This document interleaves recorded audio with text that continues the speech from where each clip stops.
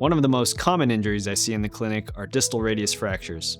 The radius is one of the two forearm bones, and the distal portion is the part of the radius closest to the wrist. These fractures usually involve falling on an outstretched hand and are common with sports injuries, bicycle accidents, or even just tripping on the sidewalk. When a patient comes in with a suspected fracture, we start by taking x-rays to confirm the presence of a fracture and observe the alignment of the bones. I will also perform a physical exam to assess your pain, swelling, and the motor function of your hand. The course of your treatment will depend on the severity of the fracture as well as your activity level. If a fracture is minimally displaced and does not have a large amount of deformity, then immobilization with a splint or cast may be sufficient to allow the bones to heal properly. Recovery can occur in about 6 weeks. Pain can be managed with medications, and physical therapy may be prescribed during or after recovery to restore your strength and motion. For fractures that are significantly displaced or unstable, surgical intervention may be necessary. This procedure usually involves repositioning the displaced fragments and placing a plate on the front side of the radius with screws holding the various pieces.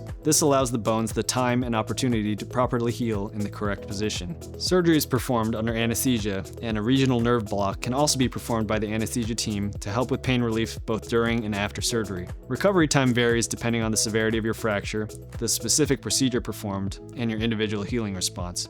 Your timeline could be anywhere from 6 weeks to a few months. I monitor your progress with follow-up visits, including x-rays after surgery, and adjust your treatment plan as needed to optimize healing and maximize your recovery. After surgery, rehabilitation and physical therapy are often recommended to regain strength, flexibility, and function in the wrist and hand. Remember, prompt diagnosis, appropriate treatment, and rehabilitation are all key to achieving the best possible outcome and restoring function to the wrist and hand after a fracture. If you are concerned you may have suffered a fracture to your wrist or hand, don't hesitate to give me a call at Orthopedic Specialists of Austin. I look forward to talking with you.